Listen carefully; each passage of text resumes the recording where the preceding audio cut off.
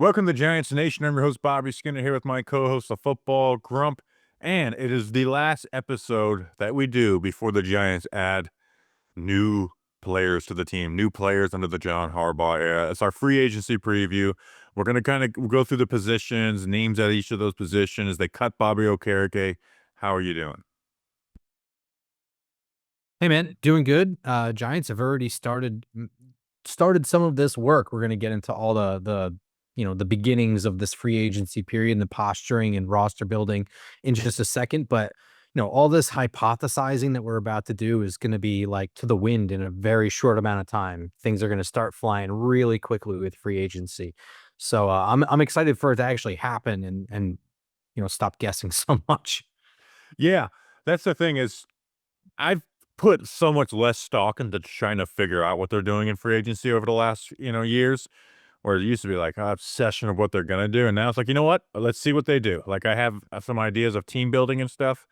Um, and I'm excited to unleash a take because of the positional value stuff because it's being lessened in the NFL media world and maybe even just the NFL world in general.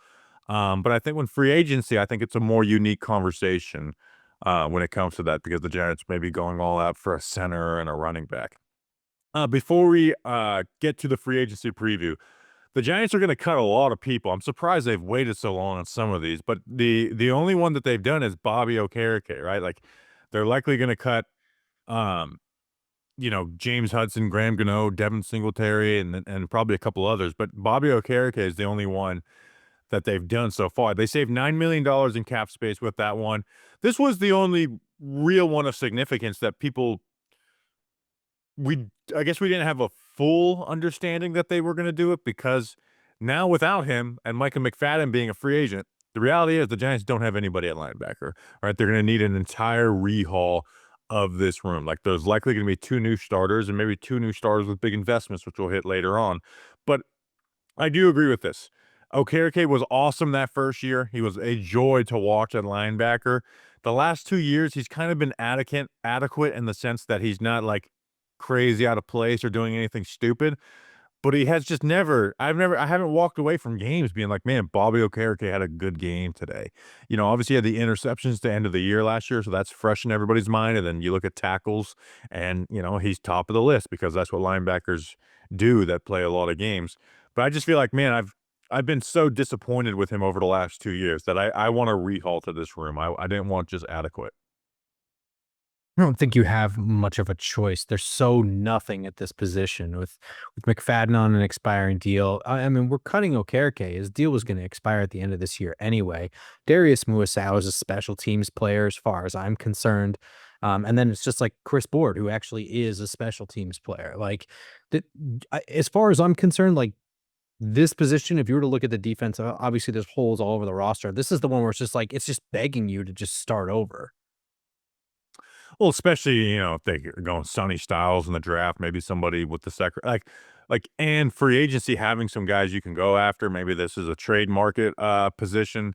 I know, Ricky put something on the Big Blue Interactive forum, and maybe that ends up being something and becoming an episode that happens before free agency.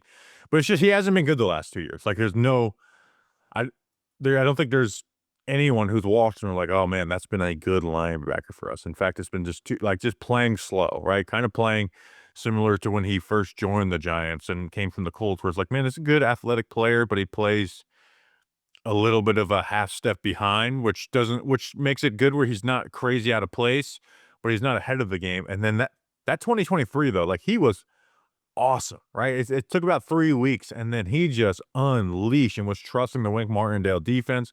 He was such a plus player in coverage, which he was always had good coverage ability in the Colts, just wasn't a defense that didn't highlight it very often. Um, and you just didn't get that over the last, couple years. Yeah, I mean, I think that one of the things that helped Bobby Okereke and Wink Martindale's team, and I'm just speculating on this, obviously, but I think one of the things that helps with Wink Martindale's defense for Bobby Okereke is that, like, it's so aggressive that on any given play, like, players have, like it's, like, almost simplified. It's like you know what you're supposed to do on every play. Like, you're playing kind of offensively. Like, you have a direct responsibility. Correct. It's very, very simple. So it allows players to play a little bit more freely. Like, I'm just supposed to do this. You're not a ton of thinking. Obviously, it is a complicated defense, and it relies on all 11 players being on the same page, just like anything else. Um, but when you're playing more defensively, posture wise, like, you're reacting more to what the offense does, and that requires you to think more on your feet. And I think that really helped him. And then I think, Well, go ahead, Gad. wasn't it? You also had, Leonard Williams for over half that season. You had Ashawn Robinson for the full season. The pass rush was nowhere near as good, but you at least had a Jihad Ward who was in there to help try and stop the run. Like, you just had guys that kept him a little more free, and what he was able to do. And like you said, with that wink, it was a defense that played offense and allowed you to be aggressive, right? So coverage wasn't dropping to a zone and reading; it was running to a zone and covering.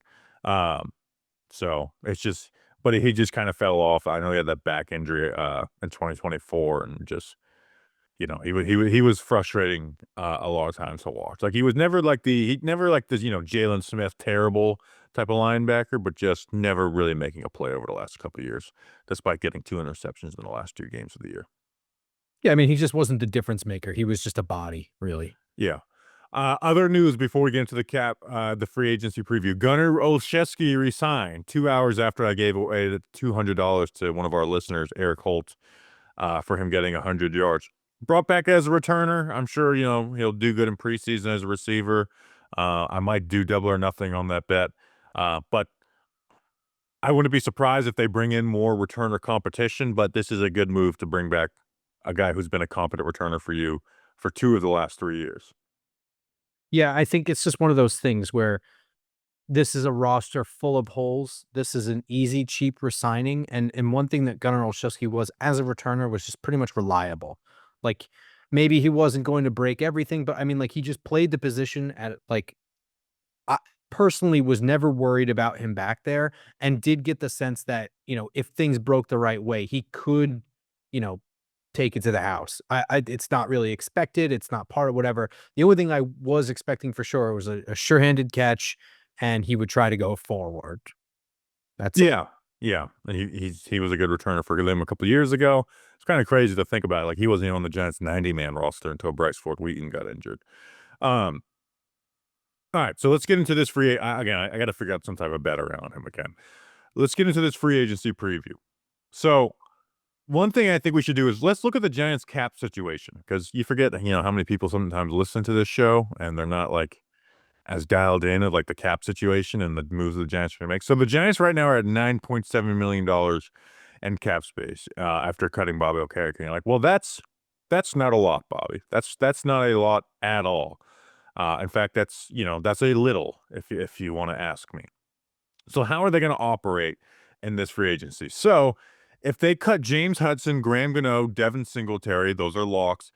I think they'll cut Roy Robertson Harris and Chris Board.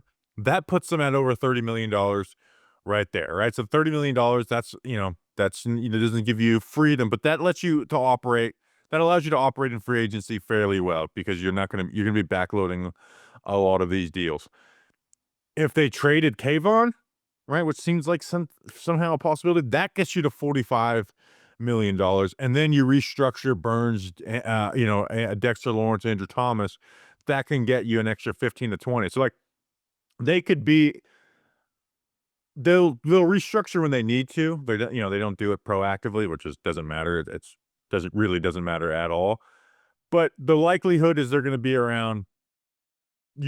using about 45 to $50 million in cap space to get through this upcoming season. Like I said, with the cap space they have, the cuts they're gonna make, and there's gonna be restrictions. On the high end, it could put them at 60 to 70 million if they trade Kayvon. Um, so the Giants, again, they don't have that immediate cap space, but they also have the least amount of dead money in the NFL too, right? So they have a little more freedom to play around than other teams. So the Giants are gonna be able to do what they want this free agency. They're not gonna go crazy. It's not like Patriots last year or Titans, what they're gonna do this year, where they have 90 mil, and it's like almost a good thing to be a little bit reckless with that. But I think they can accomplish all their goals in this free agency. I think also there's some hidden money in there too on just, like, you can accumulate some cuts, and correct me if I'm wrong here, but, like, you could move off from Eric Gray and Dante Miller, and that's 1,000,000 each, right? Yeah, but you gotta replace those with $1,000,000 players, so that's the Do thing. you? Yes, you do, literally. You really need 5 running backs on your roster? I'm saying the top 51 rule, you're gonna just be re he they'll be replaced with someone who's making the same amount of money. Okay. Um, I'm not saying, like, you have to replace the running back, it just no, I know what you mean. yeah, It's just gonna slide the ladder down. yeah. So Um, that's it. Um, Now if they cut John Michael Schmitz, then those moves are save a little more, but I don't see that happening unless they go after Tyler Linderbaum and get Tyler Linderbaum, which is who I think we should start this free agency preview talking about is the offensive line and Tyler Linderbaum. And we're going to talk about running back as well because that's been a big talking point. A lot of buzz around that with the Giants, which I'll be honest, I'm almost going to be frustrated if they don't get a running back Grump because it's been, oh, they're going to get a running back, going to get a running back, going to get a running back. And then if they just get priced out, I'm like, well, what are we even doing here? So they had moderate interest in running backs and everyone's been gassing us up like crazy. But there's the positional value stuff is there. And part of me feels that, not necessarily in the positional value thing, but I tweeted out today the Giants depth chart under contract going into free agency, and it's like, man, that is rough, right? Where you flat out need a starting receiver, right? You have Jake Kubis and Marcus Bowe and right guard and right tackle, linebacker, corner, like they need to upgrade. They need to get guys, and that's including even if they re-sign some of their guys like Jermaine Illuminor or Cordell Flott or whoever. Uh, but free agency is getting worse and worse every year, Grump. Like because the cap is exploding every year, and teams are like locking up their players. And guess who they're definitely locking up? They're good players at positions of value. So what you're getting is bad players or injured players or just flawed players at positional values. And the guys who are actually slipping through the cracks are the really good players at the lesser positional players of positional value. So that's where I'm like, hey, if they want to go after Tyler Linderbaum or a running back, which we'll talk about, like I'm all in. Like because I want to get the good players out of free agency. So like if we're gonna get the big contract, let's go do that because you can waste a lot of money trying to fill needs at your positions of value, but you're getting a middling player that team let go for a certain reason, right? Like the Giants need defensive tackle help, right? We'll talk about it here in a second. That answer may not be there in free agency. I'd rather plug in with some like serviceable cheap guys like Sebastian Joseph Day or whatever than, having to pay Jonathan Allen, who might be over the hill, a ton of money. Get me Tyler Linderbaum. And that's where I'm at with Tyler Linderbaum.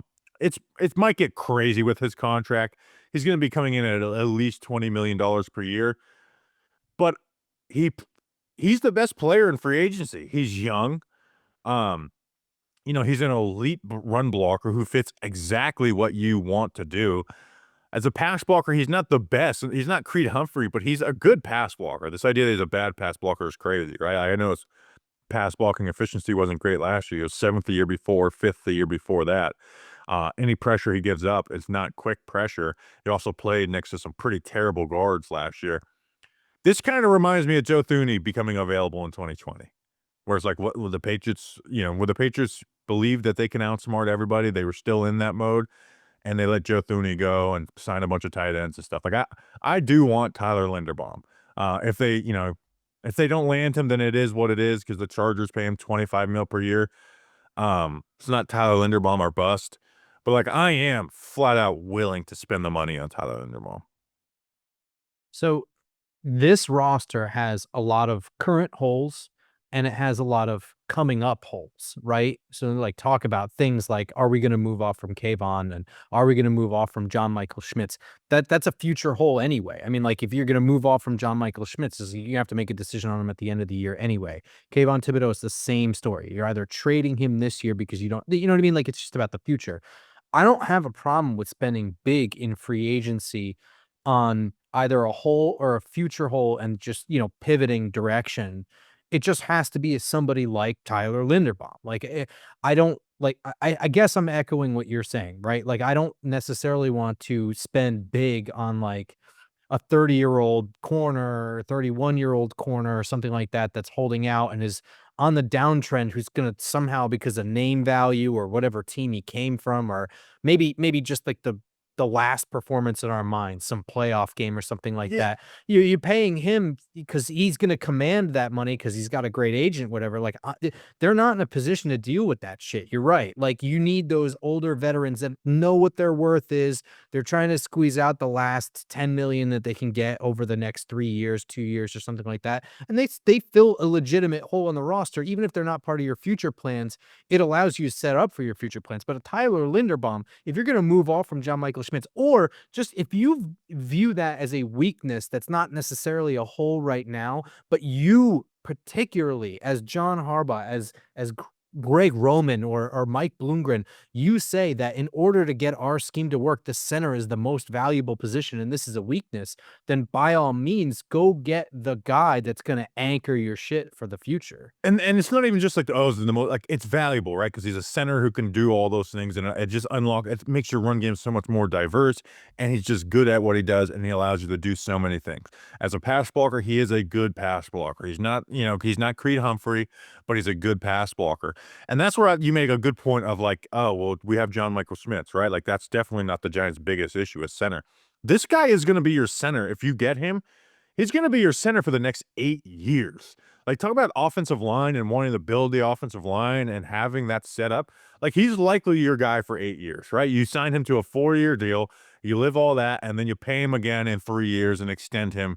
Like, he's 25 years old. Like, you have a chance to lock up center for a long time for the New York Giants. Like, where you said, where there's other players that I would like, but I'm like, you know what? This is a guy who, will be happy if he lives out the 3-year deal that we're gonna get. Where Tyler Linderbaum is the one guy in free agency where I'm like, man, this is a guy I might be talking about in my 40s. Bam, and I'm old. How about that? I don't know, 8 years, I think, is a little bit steep to be on. I think he'll still be playing at a high level, but I think by, the end of a 4-year deal and then a 2-year deal after that, he'll be old enough and he'll have degraded enough that, a good organization has now had somebody in that 2-year deal that you got him back for, had someone drafted and replaceable. But he'll be playing at a high level for 8 years, I agree. Yeah, and again, you wanted to go back if it was an 8 or 6, but, like, this is a guy who should be getting 2 more like, this contract and another one Yes, from you. agreed. Unless they're like you said, there's injuries can happen, like, unforeseen injuries for a guy who hasn't had injury issues. Um, so that's why I'm in on it. Now, if they don't go center, I don't think we're like, "Hey, let's go get Tyler Biadasz and then move on from JMS." 'Cause guard, right? You don't have Greg Van Roten under contract. There's been a few names out there. Jordan Renaud threw out a few. Dylan Parham, Wyatt Teller, and Elijah Vera Tucker. Uh, Elijah Vera Tucker, he would be the guy of this free agency if he wasn't just so damn injured. He missed all of last season with a training camp torn tricep. He missed 2 games in 2024 with a sprained ankle, missed 12 games in 2023 with a torn Achilles, 10 games in 2022 with a torn tricep. He has just been so injured. He's been a great guard. He's been good at tackle when the Gents have had to put him out there. Somebody that I wanted in that draft a handful of years ago, but he's just been so injured. I don't know what type of contract he gets coming off of an entire missed season, that injury history, but, like, I do. It's a after one-year deal. Tyler Linderbaum, he's the second best interior offensive line, and that might be me just saying playing it safe because he's been so injured. Yeah, I mean, I think he gets a one-year deal. What is it worth? I don't know with the cap going up and whatever, but uh, Could just I be very incentive laden, like, games played, like and because he played 0 games last year, if you put the likely to be earned, incentives, there is none, you know what I mean? So, like, you don't have to put a lot of on the cap, and then it rolls over to the next year, so that could be the Giants who don't have a lot of money tied up in the future. They could be the team that makes the most sense to make that risk because this year he's a $5 million cap hit, but the reality is that if he plays 10 games, it's a $15 million contract. If he plays the full games, it's a $18 million contract. So they could actually be a team that makes sense to do that because they don't have any cap tied up really in the future. Um, I mean, call me crazy because I agree with you. I wanted Elijah Vera Tucker in the draft too. I think if you had said this to me 4 years ago, the Giants would be in place. 4 years ago, is that right? Yeah, I think that's right. 2021. If you had told me then that there was a chance the Giants were going to get him on his first free agency, I probably would have been jumping around happy. Um, but like, I'm sorry, I just can't. I don't feel that this team is in a cap position, in a roster position to take a swing like that. I know that it would be cheaper now than later, et cetera. But like, what happens if you That's know, just a crazy injury history. Like that's what I mean. Like you do the 1 year, $5 million deal or whatever, right? And then you're like, oh my God, he stayed healthy and everything was great. And now you're in this position. It's like, well, oh, man, you get kind of priced into like maybe you end up re-signing him on this mega deal, and then the injury history just comes back anyway. I mean, like at the end of the day, you're really doing a 1 year rental with Elijah Vera Tucker, and then you're probably getting. And again, you have the cap space next year, but it's the same risk. The risk doesn't go away just because he has the one injury-free season for you. So for me, it's just a no. You know what I mean? Like if the offensive line as a unit were in better shape for the future, you know what I mean? And it's like, oh well, this could be the cheap answer for us, whatever. Then it's a different story that we're talking about. But I don't think we're there right now. yeah, I don't know what he's gonna get, right? So I love him as a player. So if they get him at some type of deal, then I'll be happy with it. Like you said, the injury history is insane. It's an insane injury history, and it's hard to. That's always going to be in your mind. The other guy, Wyatt Teller, right? This one has been linked to the Giants a little bit. 31 years old from the Browns. Been a really good player for them. Last year got benched by the Browns, though, right? I'm not sitting here saying I went through all the film to see exactly why he was benched. The offensive line coach for the Giants, Mike Bloomgren, was there last year with Cleveland. It was his 1 year. Maybe he wasn't the guy that was advocating. I don't know. But he does fit what they want to do in the run game, right? He's physical. He can move. I don't know how he's been over as a pass blocker over the last couple of years, but like he does fit what they want to do. He's 31 years old. A guy who probably is not going to. That might be your nice cheaper option at the guard spot because I don't think he's going to get some big contract, right? Look, I'm gonna be completely honest with this. Like, of all of my skills, I think guessing contract lengths and lengths, I think I can get like my hand around, but like values and the way the NFL values these guys, I'm really bad at. And I also think that like the over the cap and spot track projections are just Don't look at oh, those. Don't look at those. they're Don't look all at over those. the place. So I'm gonna tell you right now, I don't know if he's a cheap option because like he's been He's good. not going to be an overly expensive option, though. We could say that. I Yeah, I think he's you're not right. cashing in. Um, Another guy named Dylan Parham, which we're gonna get through my entire 2022 like draft list. He's He was been a a Senior Bowl guy. he's been someone who switched back and forth between left and right guard for the Raiders. 4 year starter, never been great, never been terrible for them. That's someone that they could bet on. He's got very good athletic ability. I liked him a lot coming out of Memphis. Really wish they would have taken him over Josh Azudu. In fact, I think that was my take. Was like I just flat out Dylan Parham. We're taking him over Josh Azudu. Do you think that him being undersized is a deterrent for this regime? No, I think it's actually not a deterrent because he can move around. So those are the names mentioned. Any other names on the interior that garnered your interest? Jamari Sawyer? I mean, like, if you're gonna do something where you're just trying to cover the position, like, let's say I don't know, bringing in Jamari Sawyer as, like, a depth right guard, right? If you do, like, a Greg Van Roten and Jamari Sawyer, you're probably spending $5 million on the both of them combined, and you are covering backup center, starting right guard, and backup right guard, kind of with just those 2 guys. I think that that's, like, an option that they can go, and Jamari Sawyer, obviously, with, Jim Harbaugh. So I don't know if maybe that's an option. Yeah, I would hope that'd be a backup one. Yeah, Um, backup only. yeah, Kevin Seidler. I know he did spend 2 years with the Ravens and John Harbaugh. He's 36 years old. His deal last year from the Titans was only 1 year, $9 million, and that was coming off of a really good year with Detroit. Um, like think about that. Like Greg Van Roten got 3.25 million on one deal, and Greg Van Roten certainly lived out that contract, and you're happy with that. But man, if you're 1 year deal, like Zeitler might be the perfect fit. Like I'd much rather spend money on Zeitler than these other guys. Isaac Samalo, if they wanted to swing big, I'm not sure how good he exactly is. Offensive tackle. When looking at the offensive tackles, we could spend less time on this. Interior offensive line was something we were always going to spend a lot of time on.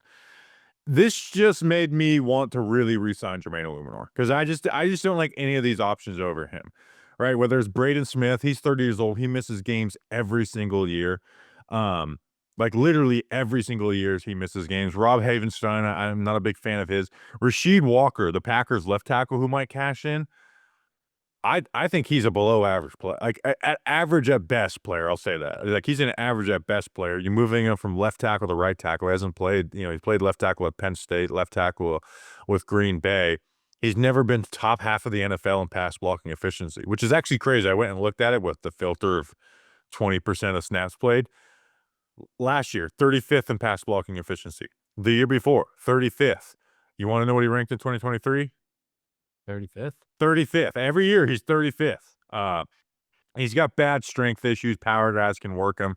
I'd almost rather, just roll with Marcus Bowe if we're doing Rasheed Walker. Jack Conklin. I mean, that's like cheap, man. I mean, we were talking about Jack Conklin in 2020 free agency. It's been a while, but obviously it's some connection with Mike Bloomgren. But this just enforces that I really want to keep Jermaine Illuminor. I think Jermaine Illuminor is the only one that fits the categories that you need right now, which is like cheap enough, um, is a stopgap. He's good enough. Like everything is just enough. Like it's just enough money that he's going to command on the open market. He's just good enough, where it's like you don't even have to worry about right tackle really. I know personally for me last year was not super worried about right tackle for every game he played with rare exceptions like maybe Denver or something like that. But for the most part, was not worried about Jermaine Illuminor on right tackle at all. He's just enough. And also, it's like it's clear he's not your future. And I don't think you really have the money to spend in free agency to get your future, like a Braden Smith, future, but 4 years probably contract for Braden Smith. I wouldn't be shocked. Um, Yeah, I mean, I guess you could get some of those guys on cheaper deals and whatever and stuff, and as a bridge. But like, I just keep landing on I want Jermaine Illuminor, Agreed. because he's reliable, and you want to know else what is reliable? Shopify. When you're starting off with something new, which I don't want to start off with a new right tackle, it seems like your to-do list keeps growing every day with new tasks. John Harbaugh can relate, and that list can easily begin to overrun your life. Finding the right tool that not only helps you out but simplifies everything can be a game changer.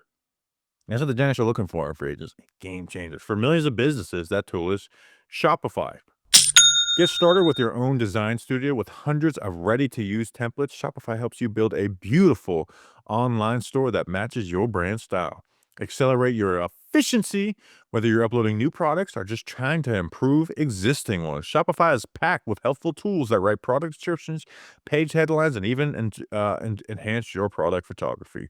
Best yet, Shopify is your commerce expert with world-class expertise in everything from managing inventory to international shipping to processing returns and beyond. What if I get stuck?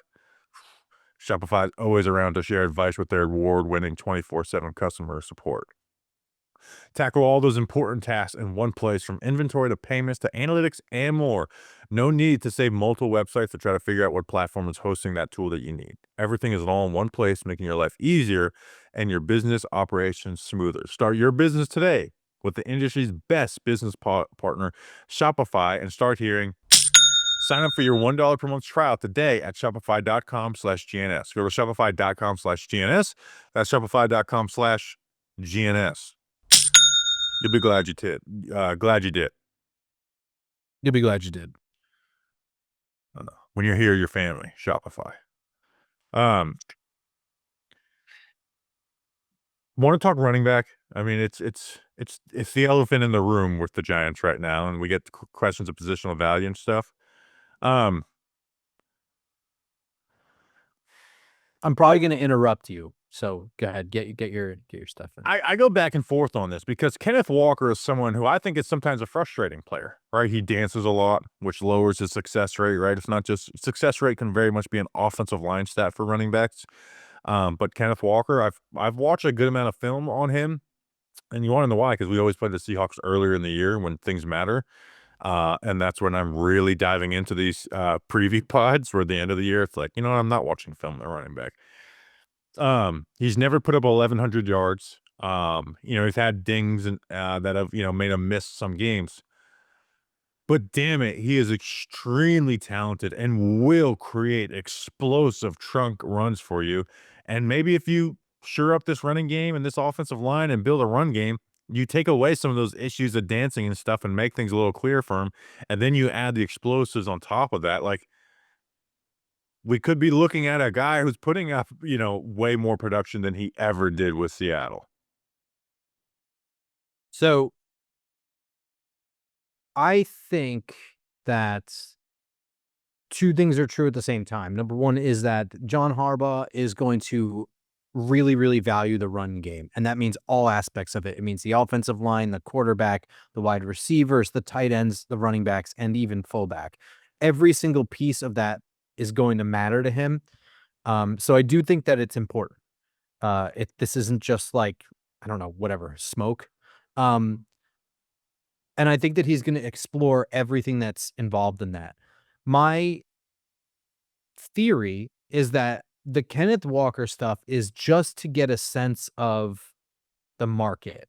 What are our options at the high end in free agency, at the medium range of free agency, and what's the low end of free agency? And same thing with the draft. What are my day 1 and day 2 options, and what are my day 3 and UDFA options that will fit into the roster, and how do I make both of these pieces fit together, right? And then you add trades in there as this like tiny sliver of the pie of an option that you have. And I think that the Kenneth Walker intrigue is mostly that, because I can't imagine that you're going to add a player that would be costing you probably over $9 million a year or close to it at least. Yeah, it's gonna be more than that. Yeah.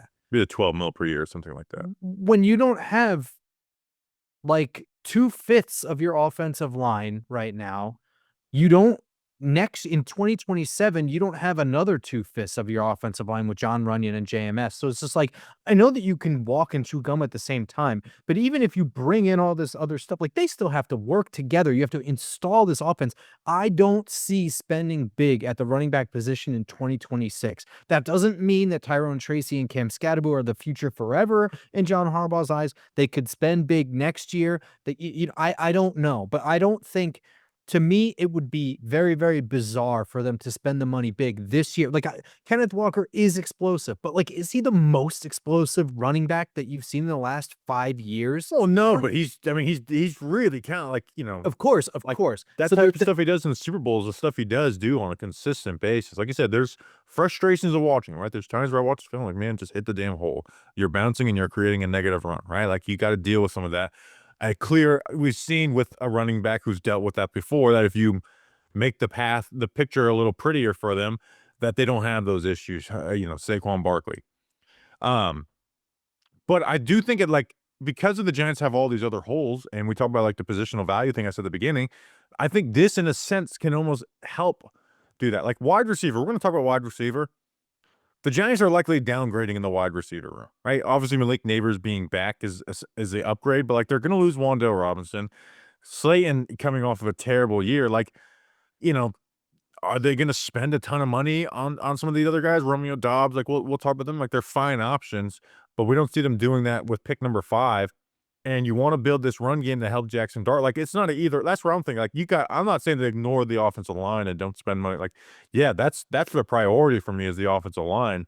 Defensively, I sure would like a linebacker or a corner or whatever, but I think like the Giants can do all this stuff. That's the thing, as I think the Giants are going to be a little more aggressive than people realize because they haven't been aggressive in recent years in free agency. Where it's like I want to like if we're building a real deal run game, like Cam Scadaboo ankle exploded, and he's not someone who's creating explosive runs in the NFL, right? He didn't have a single run over 20 yards. Like, the juice that he brought was extremely real, right? And he broke tackles and stuff, but, like, that's good to fit with him. Tracy, you know, Tracy's not doing it like we talking about. Tracy's not doing anything without space. So if you get Kenneth Walker who can do the things with that space, and create the explosives, then we're really cooking.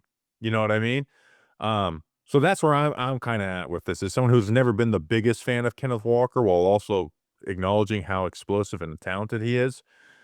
I don't know, like, it's kind of the free agency thing. It's like, yeah, man, we got all these other needs, but the players who are available at those needs are just as flawed, if not way more flawed, and older, and like, we're gonna get start like, we talk about Tyler Linderbaum and Kenneth Walker. When we start talking about basically everybody else in these positions, man, we're talking about some guys who are up there in age.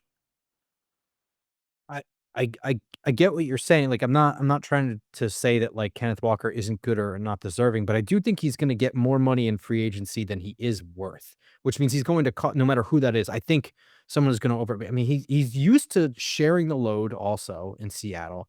Um, he's and again, like explosive plays, definitely a top end running back, definitely the best one on the market right now, et cetera. But like every couple of years, there's an explosive running back that's coming out in the draft, which means every couple of years, there's also one hitting the free agency market, and it just they are pretty plentiful. And yes, whatever, like you're committing to a running game that includes a running back. Yes, you can't count on Cam Scadaboo. Yes, Tyrone Tracy needs holes, but like your plan is to be blowing open holes no matter what. You got to do that. And like I said, like yes, you we're talking about older guys, but like mm, I just I if Tyler Linderbaum, you wanna spend the money, that's a young guy that's gonna be helping you in the run game and the pass game, period. Fixes the offensive line. Kenneth Walker is still going to need holes too.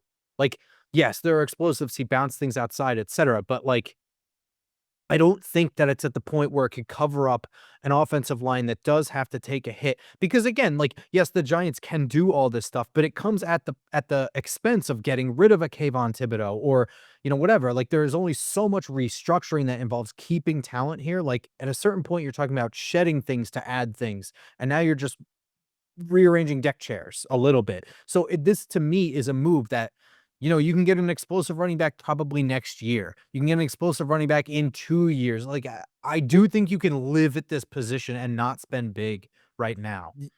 But to get a really good running back, you're either gonna have to give up basically a first round pick, a second round pick, or pay them in free agency. Like, I think the ideal is years of like, just get a really good back in the fifth, sixth round. I mean, let's look at the top 12 rushers in the NFL. James Cook, second round pick. Derrick Henry, second round pick. Jonathan Taylor, second. Bijan Robinson, first. Devin A. Chanthig, fourth. Kyron Williams, I think he was a day three. Jameer Gibbs, first. Christian McCaffrey, first. Javonte Williams, second. Saquon, first. Travis Etienne, first. DeAndre Swift, second. Like, so, you know, you're either having to spend money on them on free agency for the most part or draft one high. And this is where I land. Like, I am not wanting them to take one at 5, right? The Jeremiah Love stuff, absolutely do not want that. That's where I do still land on that positional value thing. And to build on it is this. If they're doing this, I want it to be because they're getting really aggressive and they're pushing some stuff towards the future and stuff. I don't want it to be them being frugal. And actually, we're not pushing a lot of stuff to the future or whatever. Like, it has to be in addition to the other thing. So that's where I guess the middle ground is. Uh, I guess so. I think my point is that I'm not really against in future years using a second round pick on a running back, especially with the projection that this team's going to get better. That second round pick is going to look more and more like a third round pick.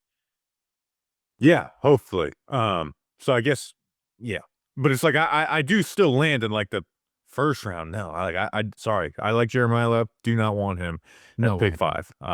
No. Sorry. I'm not jumping on like but the positional value of free agency. I think it's a little different. I mean, there's other running backs out there: Travis Etienne, Rico Dowdle, Tyler Algier. Um, Yeah. but we Correct. don't need to spend much time on that. The Kenneth Walker situation does it. Linebacker. So right now you have no one. You have Darius Mosa and Chris Board are your projected starters.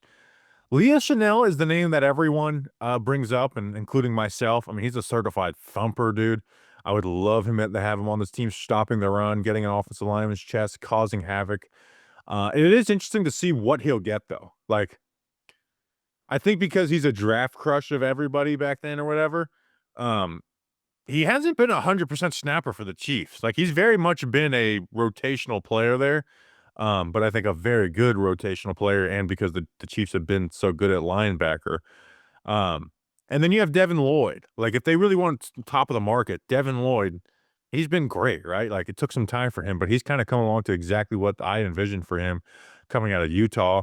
He's very good in, like, he's a better player in covers than Leo Chenal, obviously, 9 interceptions and 15 pass breakups in 4 years, 5 of those interceptions being last year.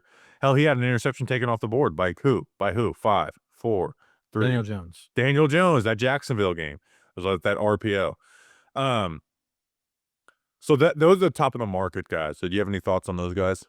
On those guys, I mean, Leo Chanel, I mean, in an ideal world, I don't even know where to begin. This linebacker spot is so bad. They need like 3 linebackers. Let's be serious. Now that they've cut Okereke and they don't have Micah McFadden, they need a legitimate backup and they need 2 starters. That's where we're at right now. Well, that's So I'm excited about that though. Like, see, like for me, seeing the like everyone looks at that linebacker depth chart and they're ill. I'm like, yes. so We get a fresh slate at John Harbaugh and Denard Wilson going after linebackers. Like, I'm like, hey, Sonny Styles at pick 5, which you did in your mock draft, Mhm. and Leo Chanel is the guy to go next to him. Like, I'm in heaven with that. Yeah, I mean, I think that Leo Chanel could play next to Sonny Styles, and I think that you could sign Micah McFadden to like 1 year, $2.5 million to rotate in and out. And if you're on a heavy rundown and you want Micah, whatever, you can have 3 linebackers on there, or maybe Sonny Styles you take off the field because he's young, and still learning X, Y, and Z. Maybe he's not as good as you thought, whatever. And Micah McFadden, also Micah McFadden, Leo Chanel gets hurt and needs to miss a game. Micah McFadden goes in there. You don't Giants are feel trading like for Roquan Smith. Breaking news. you're making that up because we're talking about linebackers. It's a really good try, though. Justin You always sold falls it for it. You well. never fall for it. It drives me nuts. I You should have sold not it done a really, really well. Yeah, if you had said literally any other position, I'd been like, Yeah. Jesus Christ. You're like, But Giants re-signed Cordell Flott. Uh, so Jordan also mentioned Alex Anzalone. I could see that one too as being like a middle ground. If Leo Chanel goes, they get outpriced yeah. or whatever. I could see Alex Anzalone fitting in pretty well there. Yeah, if you get him, you're like thinking like, "Alright, you're investing in the draft in this as well too." He is like kinda like that. He's like the perfect middle ground player in the NFL. An underrated name that I haven't seen is Caden Ellis. I think he might be one of the more underrated players in free agency. Like, he's always been a good aggressive linebacker, gives you some pass rush value. Like, he's been a very good player for the Falcons over the last, few years. So that's a name that's out there at linebacker, and I'm sure there's other names we'll be looking at. Defensive tackle. So I would love to be leading this episode off with defensive tackle. I just don't see the answers in free agency. You know, and a significance on run defense. You have John Franklin Myers, 29 years old, and he's a very good run defender. The issue though is he's more of like the 5 tech, put him out at defensive end type of run defender, at 6'4", 290. With the Jets, he played flat out defensive end. Um, and then after that, the options are just like DJ Reader coming off of some bad years and older and dealt with injuries. Calais Campbell, certainly that'd be sick. There's some, crossover there with John Harbaugh. Jonathan Allen, got released by the Vikings. I'm not exactly sure how his year went, but he was certainly a really good player for the Commanders for a long time. And then you're talking about like the fill-in guys, like the Sebastian Joseph Day, right? Rutgers guy had been with Denard Wilson for the last 2 years. But I view him as like the cheaper 4th guy in the rotation type of player, where this room needs real deal addressing. I mean, I don't have a problem with the Sebastian Joseph Day being added, especially since you can kind of probably move off from Roy Robertson Harris with that move. They should they should remove off Roy Robertson Harris. If you're serious about run defense and shit, like, he's a halfway decent pass rusher, okay, pass rusher, defense tackle, but like he's a bad run defender. They absolutely should move off of Roy Robertson Harris, unless he's simply just your 5th guy. Well, I mean, I also think that that's probably going to be basically a salary swap mean, between the two of them, I mean, Joseph Day might come in a little bit higher, but I mean, you're getting you're getting a legitimate rotation in the run defense with Sebastian Joseph Day. So Yeah. he's not starting next to Dexter Lawrence is no problem. You need that anyway. And again, like the draft is also an option here. There are plenty of defensive tackles in this draft that can pop in there. Um, what about Sheldon Rankins? Again, not a sexy one, but like if maybe the combo of Sheldon Rankins and Sebastian Joseph Day and a draft pick gets it done. Yeah, this is see, that's where it's like there's names that this is just one of those positions when I was, getting ready for free agency. I just I don't know what the plan of attack is for it, but I know it needs to be attack, right? All the other positions, like this is the way to attack it. You have to do this. Defensive tackles on one where I'm like, I don't know what the plan of the course of action is with this room, but I just know that there is going to be action. I don't want to derail us, but like just in the conversation of run defense, um, and don't laugh. I am being a little bit serious. Do you ever get the sense that if they're really holding on to Kayvon Thibodeau without really the sense that there's going to be a future for him in New York, right? Like a just for this year kind of situation or whatever. Do you just like, do you do the $15 million savings that way by trading him away and just only worry about no, I guess not. You don't just like go out there and get like the run stopping edges like Jihad Ward or whatever, right? Former Raven and Titan, by the way. I mean, I guess you could. I mean, he's been under both I those coaches, but I'm not moving off of Kayvon to get that guy. Uh, no, I mean it's just yeah, okay. uh, I meant as part of like a slow transition. You save money this year. You kind of cover what he does that Abdul and Brian Burns don't really do for you, and you work your way into another like a more complete edge to add to the rotation or worry about when Brian Burns is heading towards the end of his deal or whatever like that. To be clear, we already talked about this. I don't want to move off of Kayvon. yeah. Think about this. What's the most clickbait free agent position? And we haven't even touched it yet. What? Wide receiver. Oh shit! We haven't even touched this yet. So we did our pending free agent pod, and I'm on the board of letting Wandale walk, of with what's projected for him to get. But I mean, you do raise questions, man, with this wide receiver room. Malik Neighbors coming off an ACL, Slayton coming off of his, basically, I think career worst year. 2021 was certainly bad, but at least that was partly depth chart.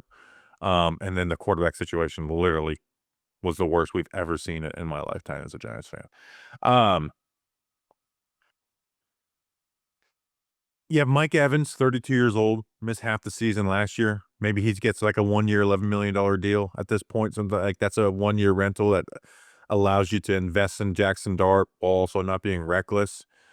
And then I look at the options of like Romeo Dobbs. He's a nice solid wide receiver. His yards the last 4 years, 724, 601, 674, then 425 as a rookie, but he's had 16 touchdowns over the last 3 years. Juwan Jennings, 29 this season. Very good blocker, almost had 1,000 yards, a year ago, 650 last year. But I don't see them going and being the teams that pay Alec Pierce or Rashid Shaheed. I don't. This isn't like a great wide receiver market right now for what they're doing either. They don't hit free agency. That's the reality of it, unless you get Daniel Jones, who's holding your franchise hostage. And even then, Alec Pierce I feel like has gotten a little. I love Alec Pierce. I feel like he's gotten a little overrated. A little bit, yeah. Well, I mean, the Colts in general had an explosive year last year, so I think that's kind And of fresh. Pierce has been that dude. He's been held back by quarterback play, but I also don't like, you know, people acting like he just fixes a team's wide receiver room. Like that's no, yeah, he's a wide receiver too. I yeah, mean, he is. He is a wide receiver too. Um, like I saw people saying like he's better than DJ Moore, and I was like, that's kind of crazy. You can talk about trade acquisition and age and stuff, but like he's not better than DJ Moore. Um, do you do you think that this is really a position that possibly a trade is more likely? I don't know. I mean, what do you? I don't have anybody in mind. It seems it's very evident from Jordan and whatever we've heard is that like all options are on the table. John Harbaugh wants to know what options he has at everything, and that seems to include the trade market. We've heard plenty of rumors, whatever. It's clear that he's asking about it, so I'm just throwing it on the table. I mean, like, is there a chance that, like, I don't know, Jordan Addison or Chris Godwin or Chris Godwin's not. Yeah, Godwin. But yeah, I mean, maybe. I don't know. But this is where not having a third round pick makes that a little murky because then, Hmm. you're either talking about someone who's damaged goods or you're just setting yourself up with no day two picks. Um, you know what I mean? And maybe that's their plan. If they have a wide receiver, they have a clump of wide receivers they really think can be there in round two, and that's their course of action. I have But no it's idea. it's something that if you don't keep Wandale has to be addressed in a sense. But there's just filling this spot and free agency is hard because teams don't let them do it. And guess what? Because teams want wide receivers, they get trades for them, so they don't they just don't become available. Corner. We waited a long time to talk about this one, but this is probably higher. This could be one of the Giants' big contract ones. There was a rumor, not even a rumor, just a report that they were in on the Trent McDuffie trade from the Chiefs to the Rams. Top of the list would probably be Jamel Dean from the Bucs, 6'1", 206, 29 years old, was number one in passer rating when targeted last year. Gave up less than 50% completion, his 3 interceptions. That that could be their big contract. He's 29 years old. There was a lot of older corners last year that got around 18 mil per year, but that certainly could be one of their bigger contracts if they go after a Jamel Dean Grump.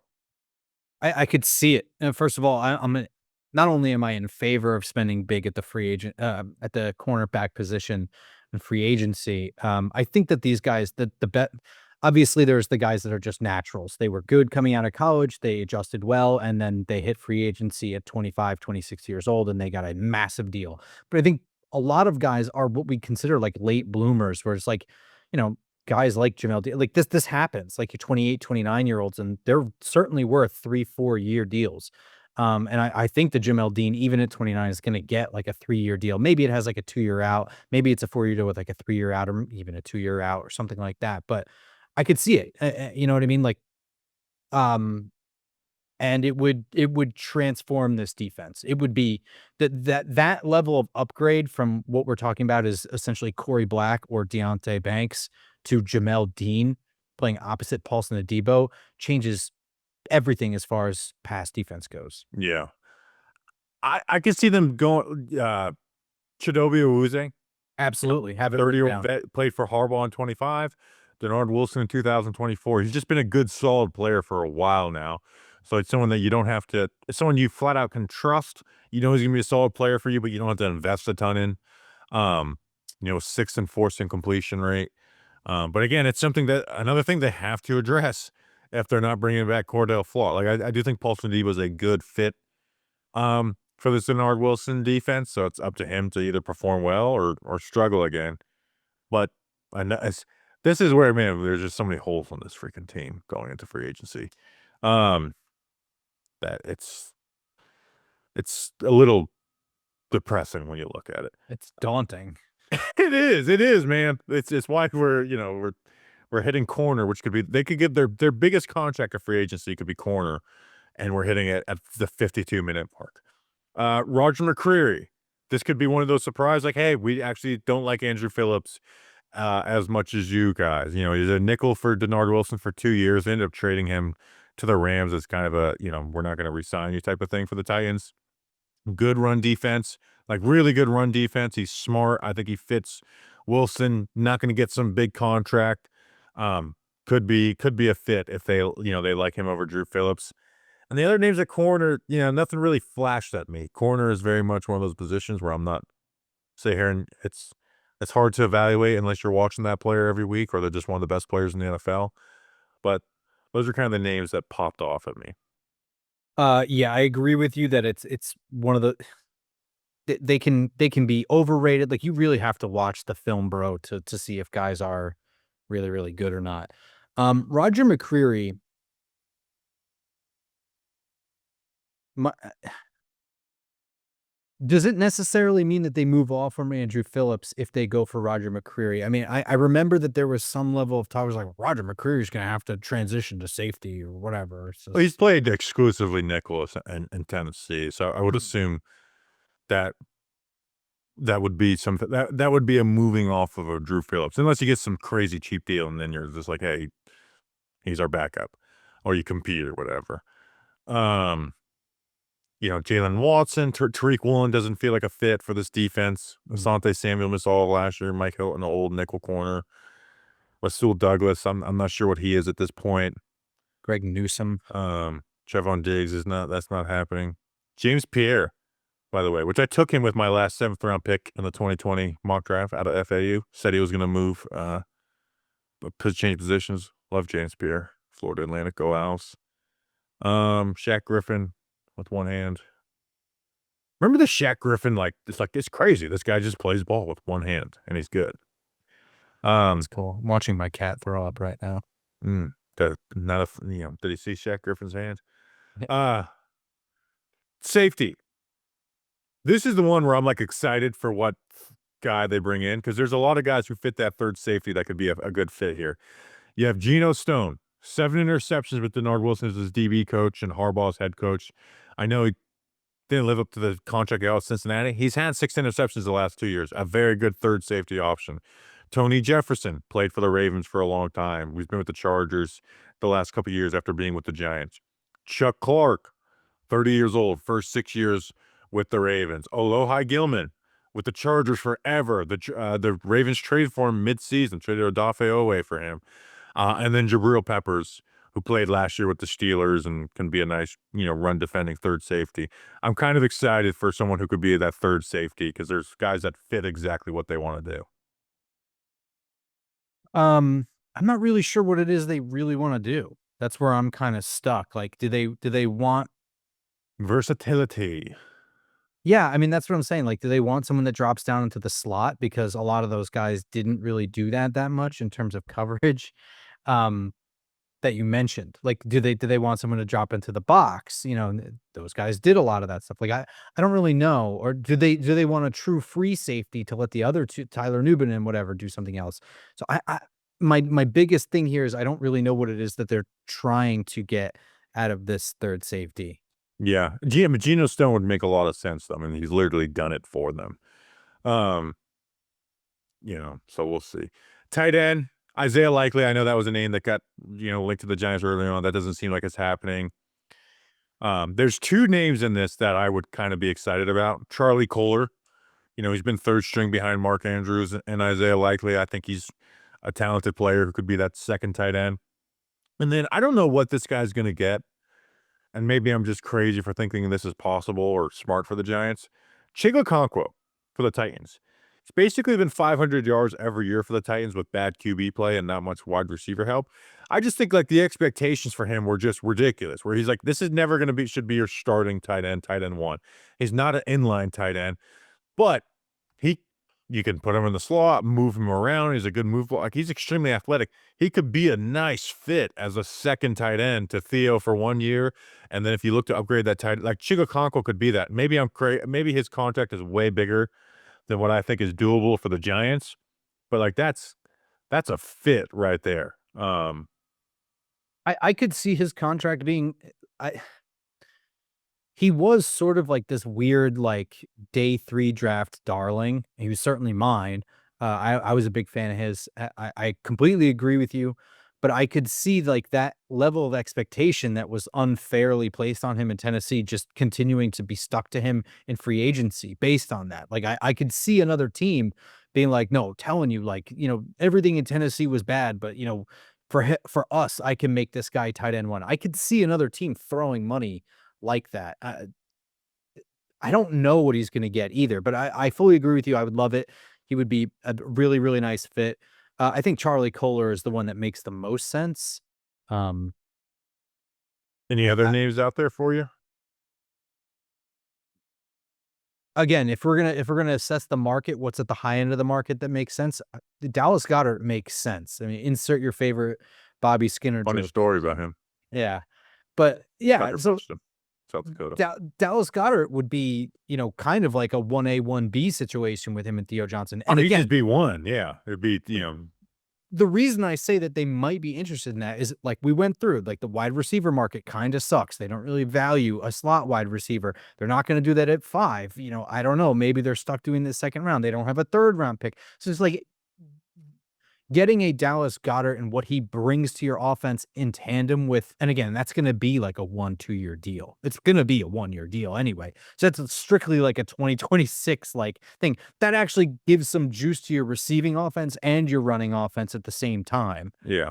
30. I mean, he's 31 years old. 11 touchdowns last year. He hasn't gotten over 600 yards in a few years, and he misses games. But like that's where I was talking about with like the running back, wide receiver thing. It's like, yeah, you may not wide receiver may be a big question mark, but like, okay, but you have Malik Neighbors, Dallas Goedert, Kenneth Walker. That's 3 good options to make plays for your offense. You know what I mean? So it's like you get by for a year at wide receiver with getting by with Malik Neighbors as your top receiver is not the worst thing in the world. Maybe Slayton goes back to the 700-yard player and is not has one of his 2 out adds a third outlier year of not dropping the ball like crazy. Maybe you could still get something of out of him like that. Um, so last position. Who do you want as QB3? You thought I wouldn't be prepared for this, and I You get one was. name though. You get one name. This is not let's look at the options. You get to pick one quarterback 3. Who's your quarterback 3? I did look at the options, and the one that makes sense to me is Tyler Huntley. Most recently with Baltimore, cheap as hell. You can push him on and off the practice squad. You'll be good. Give me for his age 40 season.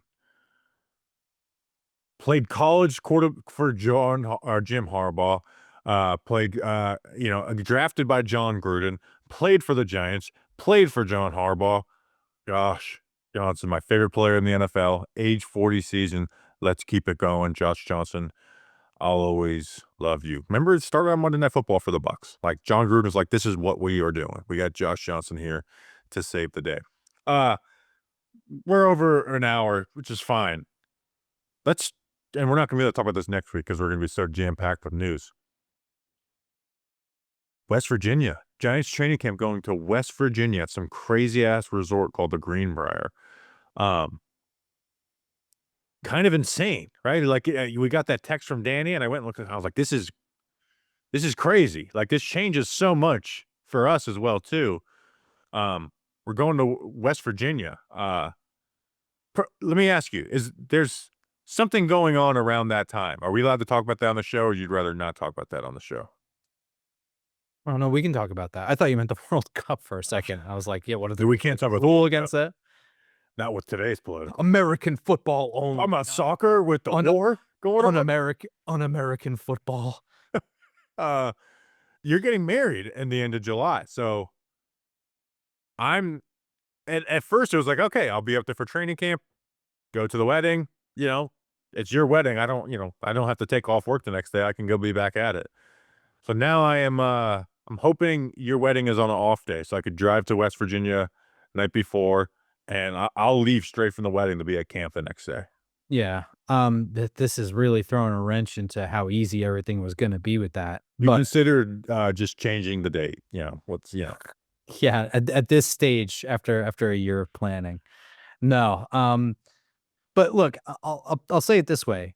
One of the things that I really loved about doing all of this stuff with football, whether it was going to away games or doing this show, was going to new places that I would never have gone to for any other reason. I don't know if I'd have been to Alabama in any regard at this point in my life, if not for covering football. So, as weird as this is, John Harbaugh is bringing us halfway back to Baltimore in his, first couple months of being head coach. I can tell you, I don't think that there's anything in West Virginia that I was going to stop at, other than driving through it. So me as someone who wants to go and be in all 50 states and experience all 50 states, I am personally excited about this, right? Same, agreed. Like I'd much rather stay in West Virginia is obviously, not much great about it, but I'd rather stay in West Virginia than Newark. Um, I mean, if I'm leaving my home for a couple weeks. Um, okay, okay, so, like, understand, yeah. I'm kind of excited for the camp vibes. I mean, it's literally in the mountains, you got trees around. The Giants fans who are there, we're all gonna be going out to dinner and the bars, and they're like, In it's gonna both restaurants and both bars. but seriously, like, I'm so excited about that. Like, that is a training camp vibe. The only issue is I wish they would've just done it in Albany because they could have Yeah. done that, reconnect a little bit with upstate New York as it becomes more Bills country, and I hate that I never went to Albany camp. I'll never forget, I went and stayed with my uncle and aunt for a couple weeks, and they're driving me to the Albany airport, and, they have a sign for Giants training camp, and I was like, "Oh, Giants training camp." He's like, "Oh, we could have went to one," my uncle, and I'm like, "I wish," and I never went to a Giants training camp practice in Albany. So, like, I'm personally excited. I feel bad for Giants fans. Hopefully, they open up some open practices when they finish up those 2 weeks in West Virginia. Um, but I am personally excited about this. I think it's awesome. I agree with you. I wish they had just done Albany. There's probably a logistical hiccup that happened with that, or maybe it's just that the fact that this is a resort that's gonna That's what cater it more, is. yeah, that That's what it is. The U of Albany is not, those, like, you go to, like, what LSU's player locker rooms look like, and that it comes out of the floor with, like, smoke and it's LED, like, I don't think the U of Albany is like that. I think it's very much a dorm. Yep, they won't they're too the NFL people are too bougie now. The players, the front office, they're just too bougie now. Um, so I was looking it up. Charlotte is on the way for me. So I could just pick you up. Let me and also let me I ask mean, you it's gonna depend on dates and stuff because I may be already up in Jersey. that's what I'm saying. When do you know when you're going to Jersey for, like, your wedding stuff? I mean, it's written on that calendar I can't reach, but I mean, I can text you and stuff. Yeah. Um, I mean, hey, I guess you can go get married or whatever, but Oh, thanks, bro. Appreciate that. oh man. So that was my second thought. My first thought was like, "Oh, sick, West Virginia." I was like, "Oh shit, this screws Grump." Yes. Like this, everything is it's just Grump can never go to training camp again. Yeah, that's pretty much it. Uh, but I'm excited for it. We'll cover it in whatever way we have. We'll make it happen. Yeah, That's just how it's it gonna be goes. fun. Um, and we got to do a live show in West Virginia. You got to. You mean we get to now. Yeah, no, when I say got to, it's definitely a get to you part of I that. mean, I'm already, like, wondering if, like, Morgantown is nearby and, like, if we're gonna end up drinking moonshine and Well, that's what I was thinking. I was talking with Jordan a little bit too. I was like, we should really embrace it. Like, I hate to do the. I have overalls. So we always, whenever we do some of these trips, we talk about like, oh, it'd be cool to do some vlogging stuff. And then when it's like, comes to like, hey, camera, say something. And we're just like, I don't know. It's just, this is weird. Um, but I feel like we got to do some shit, go shoot guns, whatever. We'll do something. We'll figure it out. Throw hatchets. Um, we should, how like you can technically get shot by a shotgun, but not get any damage to you if you stand far enough away. Yeah, sure. We should do that to Jordan. Good luck. I'm sure he'll agree to that. you know, Maybe after the second bottle of shine. we were F heads back in the day. And I remember, seeing my best friends who went out shooting on Facebook, one post, like, I just got shot. I'm like, oh shit. I was like, believable, and believable you'd post that on Facebook too. And then it's just like, no, we just, stood whatever yards away you need to be away from a shotgun to not let it hurt you. Yeah, that's not dangerous or stupid either. This dude, I had one friend where we just, get a shotgun or whatever and go out and shoot, and he would just swing it around. And we're just like, dude, if you do that again, I'm going to punch you in the face. Stop doing that. So shout out Weber for his I lack of gun safety. You know, You know what I think is gonna happen in West Virginia? I think you're gonna end up flipping a car. Not your truck, but a car. that's actually an idea I had was like, let's go buy some $600 beater on the side of the road that someone's, got, marker say, $600 OBO. And let's just take it out in the woods and beat the shit out of it. Street Fighter style or No, like Fast just and the Furious just style? no, just romp it, over hills and stuff. We could flip it over, all that stuff. Like spray paint it. Like I actually think we should do that. We should get you have We to don't get, need a like, a title because, find someone who's selling a car with no title and just go oh, destroy it. yeah. Yeah. No, you gotta get, like, a GoPro in the corner. Don't tell anyone, and get Jordan in the passenger seat of him just freaking out. I'm so excited to look on Facebook Marketplace for, Sulphur Springs. I mean, you're gonna find, like, 7 right now in the first hour of you Oh trying. my god. We're gonna end up doing it again. It's gonna be like the TV thing with the wheel. We're giving away another TV. It's like, "Now bought another car to beat the shit out of." So, I'm excited for it. I feel bad for Giants fans. But if you're there, we're gonna have a great time. We're gonna have dinners together. It's gonna be a grand old time in West Virginia. You could Doug Analytics said in the chat, you could just get married in West Virginia. Uh, That'd be a good spot. What would happen if y the you your know what's wedding venue funny? got burnt down? Well, I mean, possible, actually. Um, I mean, Very if possible. I don't know, how does anyone answer that question? I don't think anyone really has a backup I'm venue. saying, would you consider West Virginia I would so here's the if thing, somehow a Giants Nation show listener maybe, went and burned down your wedding? I could float the idea. Um, it would require a lot of changing logistics with, like, hotels and for people out of state and whatever, but, Yeah. like, the funny thing is that, like, I don't wanna get, like, too into this, but, like, my menu location is not like a North Jersey, like, palace or anything like that. It is outdoors kinda vibe. So, like, I think that vibe-wise, you could probably find somewhere very cheap in West Virginia that would fit. In fact, I'm gonna look up the drive from White Sulphur Springs, West Virginia to here, I'm gonna mute my microphone. I'll talk since you won't. I was gonna ask what city it is, but I'm sure you don't wanna give away that information. Yeah, I would Yes. prefer not to. So, I have the address, though, for people that wanna show up to the Grump wedding. We will be, there is a price, but, It's um amazing how, like, every time that you have, like, a bit of personal information about me, you threaten it, and also I just gave you my Social Security number. yeah, I have your Social Security number, your bank account routing number. I mean, let's go, people. Let's go. Do you guys really want, that stuff is all for sale. I'm looking up the invite. I'm seeing the distance. Looking up your credit report, I'm seeing Because if if I the can Giants had open. practice the next day, I will be driving back in the middle of the night. It is It's probably 7 hour 5. drive. It's not bad. That seems wild to me. I bet you I'll tell you what, I bet you it's a little bit less than that. Um, because I've done the drive, like, I've driven through the state to get home, and I've driven back and forth to New Jersey from this location, like, 3, 4 times already now, Yeah, but it's and, like, Southwest Virginia. alright, alright. I guess that makes sense, yeah, because I it's, don't like, know. We'll 9. figure it all out. But appreciate you guys. We'll be back again. So schedule next week is you know day one, full recap of that, and then we'll kind of play it by ear as it goes. Appreciate you guys. Film breakdowns coming out. I'm excited for it. We'll see you on the next one. Until then, let's go Big Blue.